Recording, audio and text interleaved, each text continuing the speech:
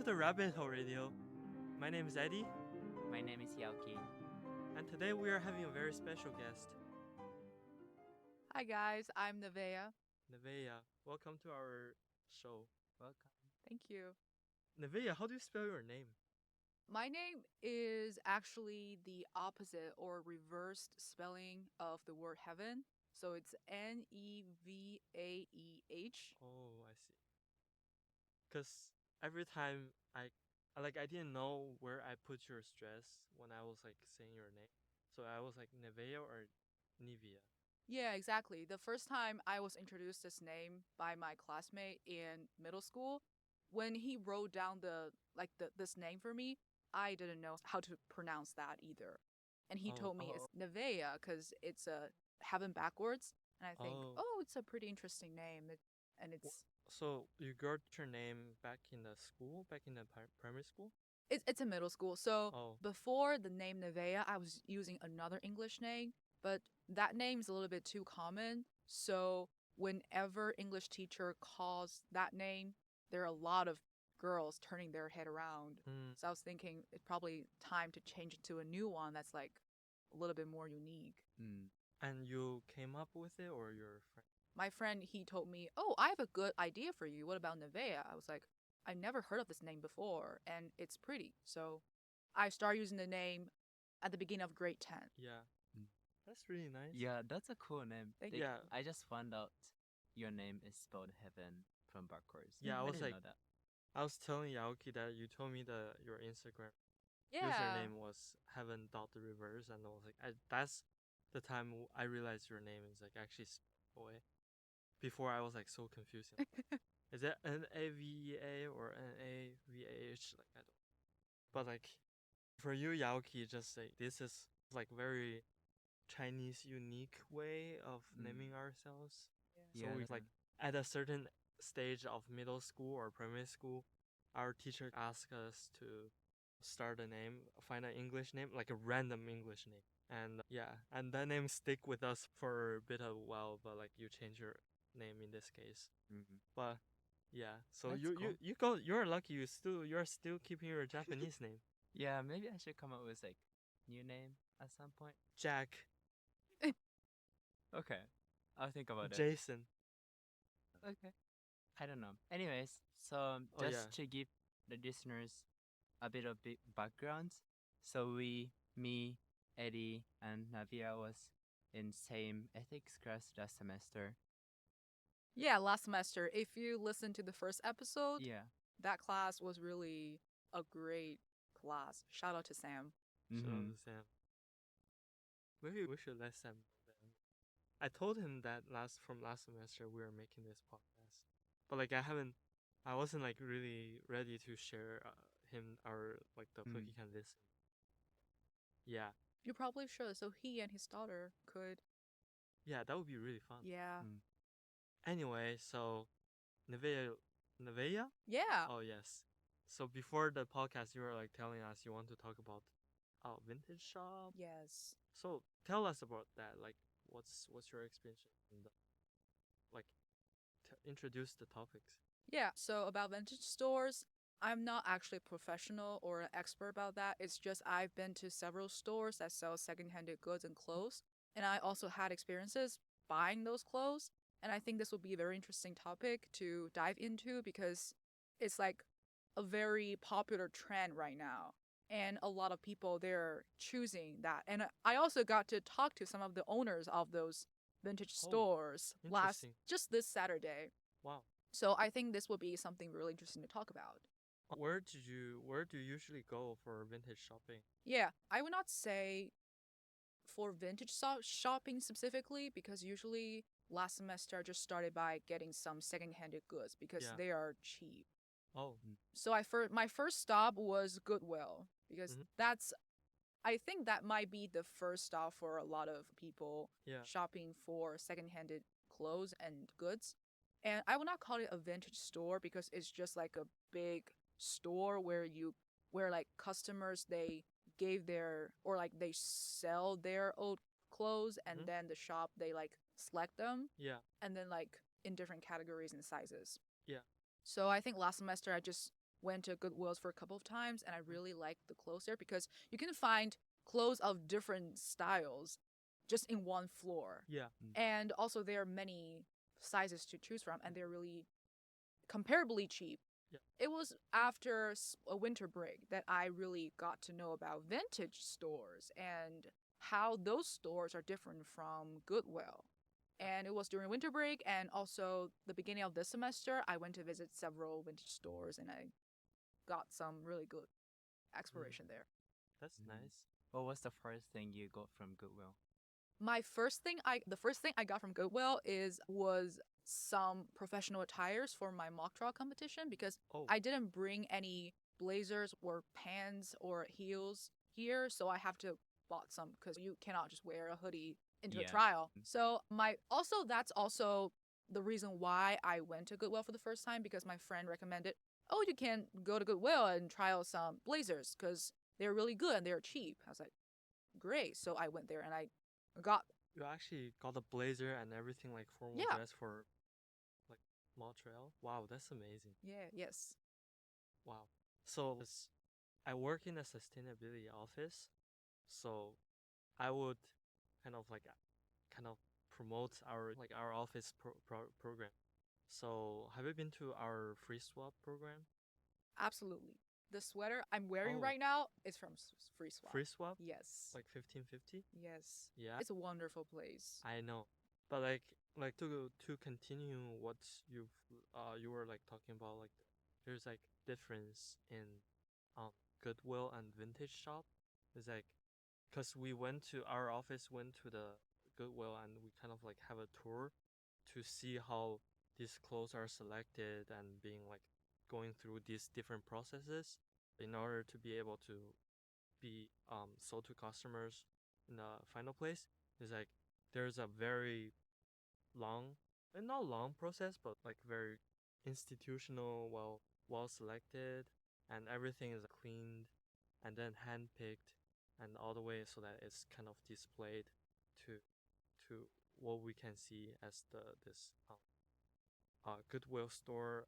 In addition to like, oh no, like to compare to that, I also went to the Buffalo Mhm. shop. Yeah. Have you been there? Like the one in Minneapolis?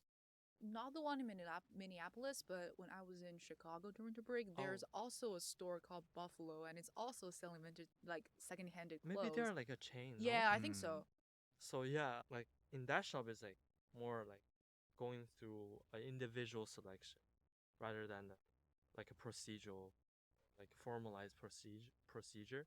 Um, it's like I brought my hoodie, and then I gave it to them the quick short evaluation, telling you like how much you can get for that. So usually it's like a very cheap price. Like I got a dime hoodie back in Canada, and then I sold that in Buffalo, and like they are only like willing to give me $10. Wow. But they're saying if you want to make purchase in the shop, it's like you can use it as $20. So that's like, and that's going through this personal selection. So like the guy at the reception, he was like doing this job. That sounds interesting. If it's part of your job, exploring different shops.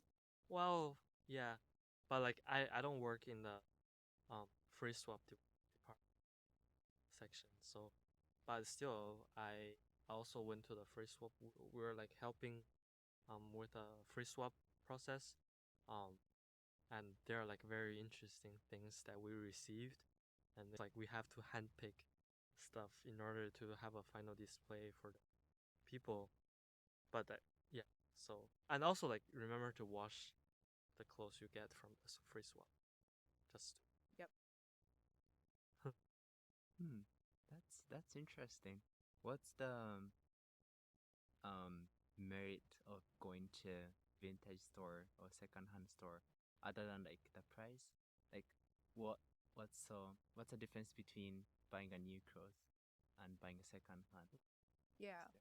I think what I would consider when buying clothes, just two parts. Because something that's very interesting is all the clothes I bought after I got to Macalester are all second-handed clothes. wow. Yes. That's So I've been to Mall of America, but No.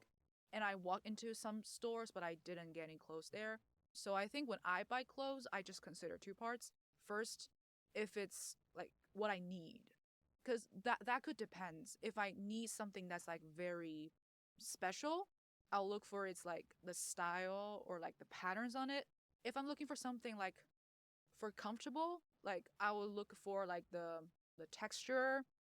If I'm trying to find something for some needs, like buying the formal attire, I will look at like whether or not it just meet my needs. This is my first thing that I'm going to consider. It's just my needs. The second thing is the price. So I think what actually attracts me most about those secondhand stores is they are pretty cheap. Like not pretty cheap, but comparably speaking, you can if you spend a decent amount of time there, you can find the clothes you want at a cheaper price. And they could be pretty special because some of them are like pretty like produced pretty long time ago. Yeah. But like you literally just mentioned that, but like when I was going to vintage shops, one thing that really kind of bothers me is like the time that I should spend in order to find this like perfect like in terms of size it like fits and the price is good and actually like I like how it's designed. It's really hard to find like a cloth like that. It's not as easy as it sounds, and it usually takes like hours of like just wandering and looking at each t-shirt, each like shorts, everything, and you need to like look at them one by one, try them one by one, and that's like really time consuming, right? Yeah, exactly.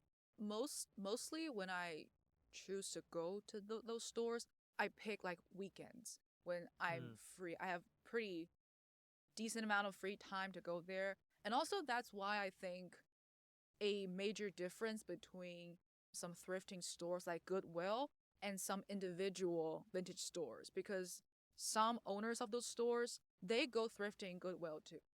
And they go selecting like the clothes they think are unique and then sell it at a higher price. Yeah. So like if you go to individual stores, they are much smaller and you probably don't have to spend that much time trying to find a clothes. Yeah. You might just spend most of the time like fitting, like trying on clothes in the fitting room. Yeah. So that can save your time, but it doesn't save your money. Wow.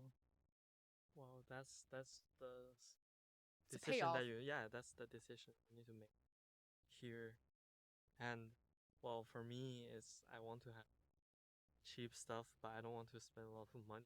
That's why I just I would rather not buying clothes. Well, but like anyway, do you think? Cause how often do you go to like vintage shopping? You say or thrifting? Not very frequently, Yeah. usually when I think of it. Last semester when I go to Goodwill, it was usually because I really need something. Mhm. I've been there twice. Once is for the mock trial attires and the other one is at the end of last semester. For vintage stores, I've only been to like two shoppings, but like multiple stores, not just two stores. It's just two times and I went to different stores which are located close to each other. And I don't have the habit of thrifting. It's just that's something I probably would consider if I want to find something to kill my time. Mm. Mhm. So the process of finding the good clothes is also. Yeah, it's fun. Mm. It's like finding the treasure. Like you will not like on the way to the store, you will not know if you would definitively saying you're gonna get a thing today. That's But during the process, when you see those different clothes of different styles, it's just so fun. yeah, that's true. If you go to I don't know fast fashion brand like Uniqlo, you know like what kind of clothing Yeah. you're getting. But if it's like vintage clothing, you really don't know what's there. Yes. So it's like a unknown journey. Mm. Yeah. That's fun. Because like I use secondhand store in Japan.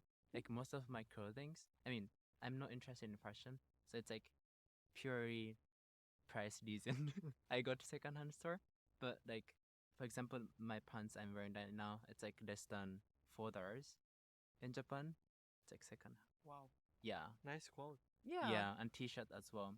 So, but I feel like as a person who's not like interested in fashion, is there like any special reason why vintage clothing is better than the new or like fast fashion brand? Or Um, why is there like boom kind of, yeah, trend exactly. there? I think if for people who probably do not have that much interest in fashion, there can be something like if you're interested in like specifically a part of the history, Mm. some of the clothes they actually like they could like clothes they bring stories. There are Mm. stories in them. And you can see those historical stories by the style of the clothes and like also by looking at when it like what time period that clothes was from. And also I think in some stores the owner would specifically write down like the time period of that clothes Oh, wow. on the price tag Like a just for museum. yeah, so for some people who really have a like a deep understanding of fashion, not me, they're probably looking for clothes from a specific time period. Oh. So, like the one I went to this Saturday, there are very specifically like for example, this is a 1980s dress. This is from like 70s or 60s. Like they put all those different time periods very like clearly on the price tag. So I would say you can actually get to know about the history or like the culture of a specific time period on those clothes. Well, right, but do you think you like that also contribute to your personal style, like having vintage clothes, or like Yes. is there more like a specific label in vintage shopping that you like that you kind of internalize it as your part of your personal style? Yeah, I think going to vintage stores definitely influenced my personal style a lot. Because before I got here, I didn't go to vintage stores because in China we don't have the trend there. We we Like, have it's a new thing though, but like yeah, it's a new thing, but I think most of the things there is like luxury good. Like they're pretty no, expensive. it depends. It depends. Well, like it depends. Yeah, It depends on where and I actually you're from Beijing, I'm right? from Nanjing. You're from Nanjing. Oh, my bad. But like I was saying, cause I went thrifting with my friend in Beijing, Hmm. and like my friend, her mom was telling us that don't go thrifting, cause all the clothes there like are obtained from dead body, and or it might be like gained from like from grave or something. Hmm. And but like I don't personally believe in that, cause it would be like so much effort in terms of labor and everything. Well, it's also like very unethical, of course. But yeah, it's expensive to go through. Yeah, and I think it depends because in Nanjing it's like mostly those small stores they use it as a type of advertisement saying, "Oh, it's vintage. We selected them." And they are like they are very unique. Anyway, they are pretty expensive at least in Nanjing. So I didn't go thrifting a lot in Mm. when I was in China. Yeah. And at the time my personal style is just black, white, gray. Mm. Oh, At least not like I'm not saying those colors are not good. I still love okay. those colors right now. Yeah. It's just I have a very clear style that is I don't wear clothes with a lot of patterns or bright colors. I just love black, white, gray, like all the colors that are not that bright. After I got here, I saw so many people with their like different types of fashion styles and I was like maybe it's time to try out some new things. Mm-hmm. And it was right like after I went to those stores and I talked to those owners and I saw different customers there. By the way, a lot of customers in those stores, they have really strong personal styles and I was like, "Wow, it's you look so good." Sometimes just go talk to them. You look so good in like your outfit is amazing today. So I think everything that happened last semester affects me a lot. And also I got to know a lot of people in at McAllister. They also like thrifting Yeah. and they have a really distinctive personal style. So I'll Mm. say definitely that experience affected me a lot on my personal style. Nice. So you said like you talked to the owner, right? Yeah. What was the experience like? I feel like it's first of all, how did you get to know the owner, and what kind of things you told? Yeah. It was just 2 days ago. I went to a store that's very close to McAllister and I picked a dress, which is, I think it's 80s, from the 80s. Oh. And it has two shoulder pads, but the shoulder pads is not located correctly. So I talked to the lady at the front desk and I told her, hey, can you help me fix this? Because the shoulder pads is not located in the right place. And while she was doing the sewing for me, and I got to ask her, are you doing this for a part-time job? Because she looks really young. And she said, actually, I'm the owner of the store. Wow. Whoa. I was so surprised. I was like, wow, this store is so cool. It has a very distinctive personal style. And all the clothes here, they're from different cultures. Because I see some of them are like very, very like strong Asian styles. And I said, this store is just so cool. And we start talking about the store. And I asked her, because at the time I already had the idea of talking about, like, we talk about this topic today, like at least in this session. So Yep. I asked her, where did you collect all those clothes? And that's when she told me, actually, she also go thrifting Goodwill a lot. And she went picking and selecting the clothes that she thinks would be unique. And then she put it in her store. Also, she has some personal, I think, customers or people who would regularly like sell clothes from like last centuries or like different styles to her. So that's basically how she got those clothes. And we also talk about this trend because I told her it was after I got here that I realized this is actually a very popular trend in the US right now. And it's amazing that she also found out that, you know, fashion and clothes from different time periods could be something that actually connects people. Because she studied designs in high school, in college. And she went to live in New York for, I think, also like designing related program for a year. And she got to know a lot of friends from across the world, from Asia, from Africa, from different countries. And yeah, that's basically what we talk about. That's pretty cool. I feel like that's, I don't know. It's like special experience to talk to the owner. You know, it's like, I mean, it's not only like secondhand store, but like also like just in general talking to the owner of the store and hearing the story is interesting. And you talk about this like trend in the US, how people like vintage clothing. And I was wondering like if this is gonna be only like one-time trend, or you think it's gonna like continue in the future? What do you think about it? I think this is a really good question, first of all. It's very comprehensive. I think it's related to, like, it has a lot of factors that's implicitly affecting it.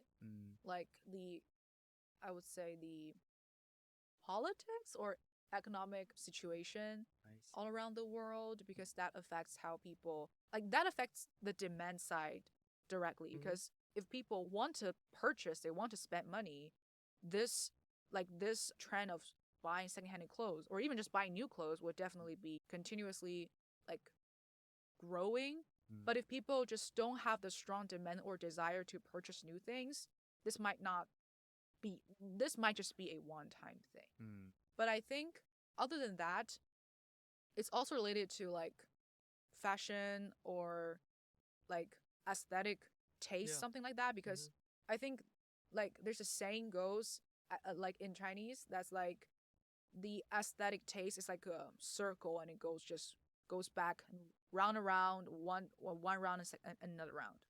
So I think, yeah, at least for me, when I look at those old photos of my mother and my grandmother and I saw their outfit, I think they're really cool. So I think like this type of fashion, it's like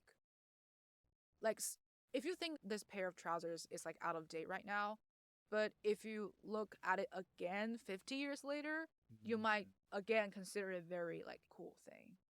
Yeah, I agree. But like, I was thinking about like this trend there. I think there are several factors, right? I was like thinking one of them would be the hippie movements in 80s and 70s in the last century. There was a lot of, I would say, symbols in terms of like art, fashion design, or like in terms of um contemporary critical movements.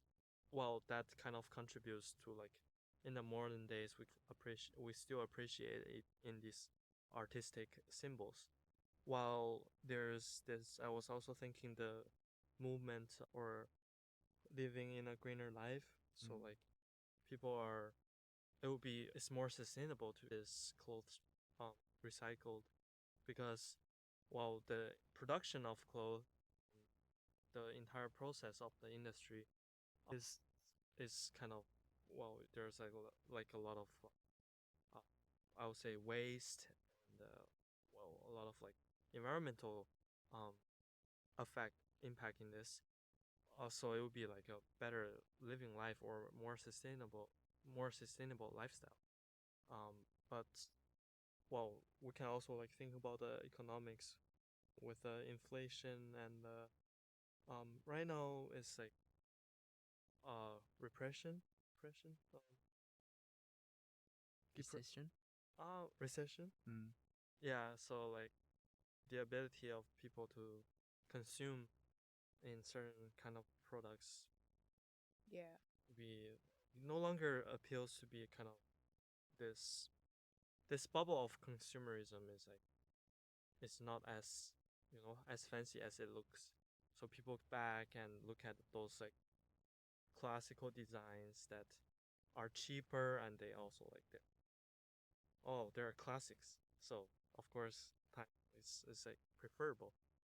Yeah, I think also another factor could be, I think this is an era where people are trying to know who they are and trying to find Mm. a position for themselves in this society, in this world. So they're trying to use different ways to represent themselves or express themselves. So obviously, your outfit, how you look in other people's eyes every day, could be like something that people could directly work on to express or to demonstrate their own style. So I think more people are Yeah, trying to find clothes that are designed or have like very unique patterns or styles to represent themselves. yeah, it's like our generation is not like saying our generation, but like the new generations are like kind of raised in a way to express their voices in different ways, and like clothing can be one of them. So like many people, they dress up as a way to express themselves, and, which is really nice. Yeah. Yeah, this is like pretty interesting topic. I was thinking about like how what to what extent this trend is like integrated into capitalism the Mm-hmm. system, because as you said, like it's a way. I mean, I think it started as a way to express themselves among certain group of people or like some people, but as it becomes a trend, it start to. I mean, it's for all the trends happen in the history, but people or farms companies try to use the trend to make more money or like Yeah. trying to enhance the trend and make it seem like this is the most trendy thing people are doing. And I don't know, it's interesting because like the vintage store, the concept itself is, it sounds a bit like anti-capitalism just because it's against mass production, but still I was wondering if there's like any, you know, connection between that and like capitalism as an anti-system, and how maybe this is like getting tired of new thing every year and need to follow the trend of the newest one, but at the same time, again, the vintage store itself might be the trend, a part of. Yeah, that's a really smart idea because I think for those capitals, where there's a market, where there's a strong demand, Mm. it's their opportunity to make more Yeah. money. And also, I agree with you because I think that's why those vintage stores in China, at least in the city where I'm from, it's like they're selling something at a very high price, and they put packages around it saying, "Hey, it has a long story, it's really special, it's limited edition." They just like add a lot of titles onto it. And I think that's also like related to the question you That's talk a about. part of the Yeah. capitalist advertisement, no? So like Mm. they are trying to. It's by itself, vintage stores anti-capitalism, as you said.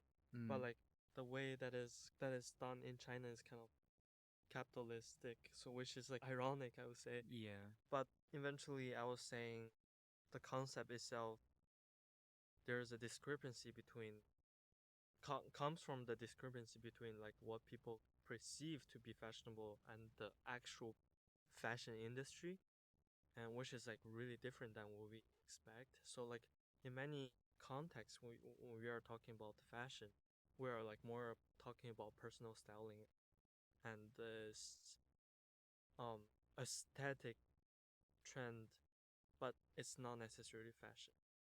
Right. So like I would say fashion, this concept is very exclusive. So I think vintage store is like a very good place to kind of provide this middle class access to this um personal styling with a voice that is um like isolated from the capitalist voices, Mm. right? Yeah. Yeah, it's the I think sustainable aspect of it is also pretty significant. I did this one article just right before this recording. It says I don't remember the exact number, but it says like if we buy one second-hand clothing instead of one new one, we can save some. I forgot the number. Is it 2 billion? Yeah, I 2 forgot. billion pounds or like 76 million cars worth of Oh, carbon dioxide per Yeah. year, and that sounds a lot to me, and that shows like how this fast fashion is how environmentally unfriendly, and the vintage clothing or secondhand clothing is one solution to that. So it's I mean, yeah. even if it's a part of capitalism, I think it's still cool. It's still our cool trend because the significance in sustainability is big. I mean, you don't need to think everything in that kind of terms. Like, if you like it, like, you should buy it. You should, like, if you like the vintage clothing, it's cool. I was thinking about another question. It just bumped into my head. I think because imagine if this becomes a huge trend, like Mm. around the world, or just in a specific country. Because I think second-handed goods, they are not counted as consumer spending. They're not Mm. counted as part of the GDP because it's not the final goods. So I was wondering how would government or other regulation institutions react to this if it becomes a really huge trend and Mm. if this trend actually affect the final number on the GDP every year. Yeah, that would be interesting case, I think. But it also depends on like what's the motivation behind people buying the Yeah. vintage clothes. Mm-hmm. If the people is buying the vintage clothes for the reason of the design itself, I feel like the companies, the fast fashions can just copy the Mm-hmm. design of the vintage clothing and make it cheaper. And those consumers, if they only care about the design of it, they just buy the cheaper one, I guess. Yeah, but remember we were talking about there are two kinds of vintage shops, right? There are this kind of rebellion towards this unified or kind of like a fashion as a kind of authority. So this vintage shopping has become in a way to pursue some individual styling as a as opposed to this what the world decides as a fashion, or what these few companies, very few companies, or I would say oligopolies, they decide what as fashions against to what individuals or like small business can decide as a fashion. That might be one of the reason. And then by itself, it is against the capitalists, which, well, not talking about the government, but definitely it will first of all having a lot of challenges from these companies, right? And then if there's this coalitions between these companies and then governments, um, then there will be like further governmental policies. But again, I don't think that will be the case because, well, it also has this environmental Yeah. aspect to it, and it really depends on government. Like I don't say, because I feel like the most like the the concern that we should most like focus at first, it would be these private big companies. They kind of like dominating the industry, and then like the government, I will probably just anticipate it to play a kind of a minor role in this. But now we are talking about the second type of vintage shopping, which is the one we're talking about by itself, the ironic vintage shopping, because it might be the way it become popular. It might be it's kind of like a cultural symbol. Then it's becoming commercialized, right? As opposed to the first one that we just talking about. Then that would be, I would say, a thriving of this new industry. Then it becomes like a grow, and it becomes an entire industry. Then I was like wondering what would happen if it becomes actual like a history around the world, not like industry around the world. You mean like all vintage stores they start like doing commercials and Yeah, like advertisements, there will be like a like putting titles on their products? international brand Mm. on internet, like on vintage shopping. Do you think that's possible? Well, I think that's actually not very possible because you need to find those things first, right?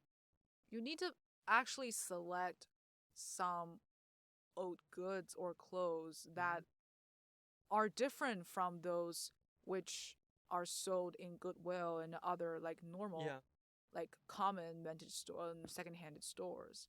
Also, I think it's not going to be happening in a short period of time that one brand or one company just appear randomly on the internet yeah, saying like, "Oh, we actually collected a lot of antique things from all across the world throughout the history." I think a lot of rich people they love collecting those antique stuff. So I don't think that a company would just come up and say, "We got a lot of things. We got all the things you're looking for." no, but I would totally see there's this possibility that like this one kinds of companies they emerge as a way to saying, oh, we are making our clothes from this second-handed clothes that we like. It's like remake clothing, Mm-hmm. and like they put piece at like they collect piece by piece by from the vintage clothing, and they make entire one. So it's like the style, the I would say the shape and everything, the dimensions of this clothing will be kind of formalized or standardized into a kind of into a production process. But like the ingredients, or not ingredients, but like the resources they gain from is from the second-handed clothing that they collect, and that becomes a brand and then become popular. Then that would be the case. That is really hard to say because it's commercialized, but by itself, the concept comes from the vintage shop. So do you mean they just imitate those styles and Yeah, I new would say, clothes or just collect new old ones? well, You mean like both imitate those both styles? can be the cases. Honestly, they can be imitating, or they can be actually making clothes or like remake clothes, kind of into commercialized into a uniform branding or way of selling. I think if we're talking about imitating the different like retro styles, I also don't think that's gonna happen because first of all, there's too many styles. Uh huh. And secondly, there are some stores right now who like which are trying just to make clothes that resonate with the style of a specific time period. There are a lot of stores that are doing this right now. Mm-hmm. And I think thirdly, this is also what I'm thinking about. It's this these stores that just simply imitate the styles cannot replace those vintage stores. because I think there's also a type of psychological pattern in people. I Yeah. don't remember the name specifically. It's like if two pairs of same trousers, like two pairs of trousers, and like they're all the same, you bought it from the same brand, and you wore one of them for like 5 years or like a long period of time, and then you actually have personal emotions like towards these trousers. Now these two pairs of trousers, they're different for you because one of them it's like your trousers and you wear it for a long time, but the other one it's a new one, it's a strange one, so it's a stranger. So I guess like even though for two pieces of clothing they have similar styles, but one it brings a story, has a background, someone else actually wore it. For example, if it's your mother's dress or your dad's or your grandfather's coats, that's different from a new one that looks identical, but it's just a random one. So you are saying that these kind of commercialized vintage shopping cannot replace the ones that we're talking about. The kind of like individual ones, right? Oh no, I'm not making that conclusion. I'm saying if we're talking about some stores which are trying to imitate those styles and produce new clothes, Yeah. I don't think that's gonna work. Yeah, that's a part of commercialization, Yeah, that's a right? part of that, but other part, I'm not really sure. Mm. So like you will say in general probably this industry won't replace what we consider like these um, already existed fashion companies, which wouldn't lead to like a further we're talking about from the government. Yeah, I think the question that I just raised was a really wild one. Yeah. Because personally, for me, I don't think that the trend of vintage shopping would just replace all those very huge fast fashion brands or other just like luxurious brands. Because I think for people who are still thrifting in vintage stores, we still care about the price. Because we still have the demand, we're trying to find special clothes at a cheaper price. But there are people who actually don't care about price when buying clothes.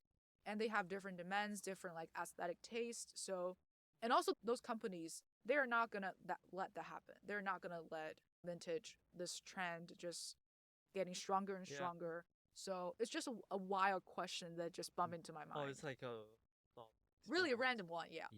Yeah, but That's yeah, interesting yeah. because like I feel like what you're saying is interesting because the concept of vintage clothing itself is it can only be existed as a counterpart of the new clothes. So it's inherently impossible to take over everything because if you do that, it's gonna be the new one. Yes. Yeah. I mean, I don't know if it's gonna be new one, but like it's like to a certain extent, people who are buying vintage clothes are buying it because it's special. It's limit the number, the limited number of the clothing there is kind of the part of the barrier or reasons why people are buying it. So that's one of the reason why maybe. I agree with Yeah. that because just imagine 50 years later, the youngest generation, they're trying to find some really cool clothes and they're picking the clothes from right now.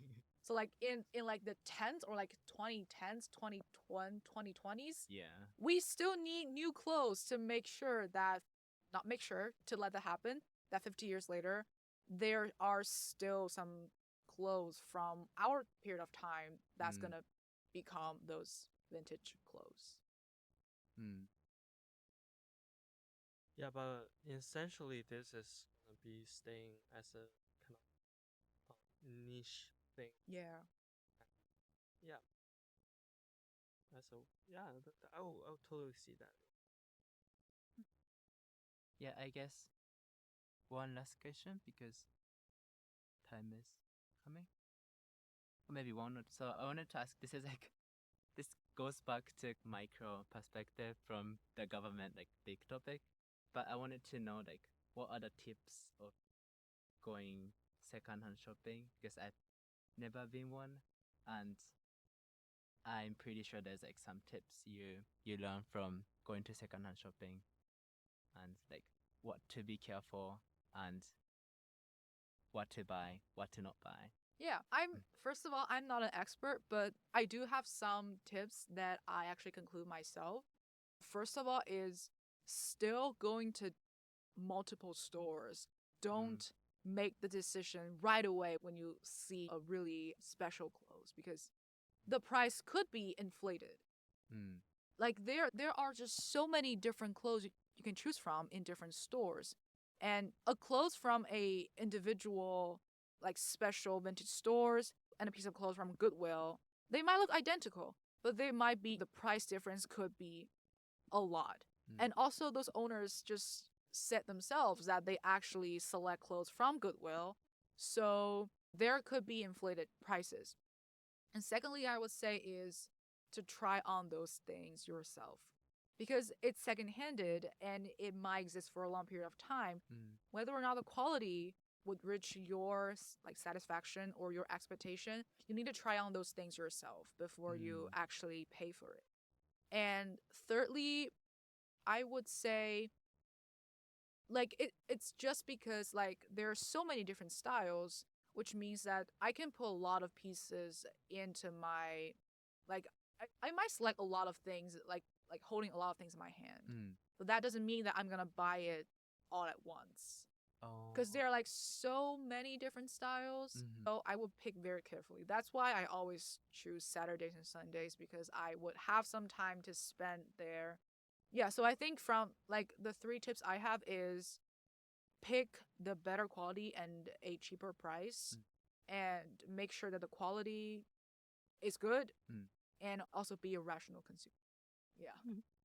I see. The last point must be difficult because it's like the one good point about vintage shopping is that that's the special one you can only find on that day at that price, you know? So everything you chose from the store like must be feels like special to you. Yeah. It must be difficult to choose the one among the one you choose. Like Yeah. yeah, so you need to know what your style is, maybe. Don't forget why you come to the store and don't forget what Oh. you're looking for before you go into that store. And don't change your mind saying, yeah, I just want a dress, but then you ended up buying a coat and a trouser and a pair of shoes. That could be good, but literally me. I when I was in the board game section. These are so cheap. yeah. And You mean on the first floor? on the first Yeah. floor, all the like these second-handed furniture, devices, Books, board CDs, games. yeah. Yes, this one's really good. So I actually never buy anything from Goodwill except board game. But like people have different preferences. It's really nice to learn from you. So like welcome again to the show. So thank you. I also learned a lot from you guys because you have really smart ideas. That's why we met in the ethics class. Yes. Just all interesting people. Yeah, maybe we should sometimes go to vintage shopping together. Maybe we'll go next week. Yeah, sure. Or I want to go to the one you said, which is next week. Yeah. Also, the owner, because I told her, me and my 2 friends, we're doing an episode podcast about vintage stores and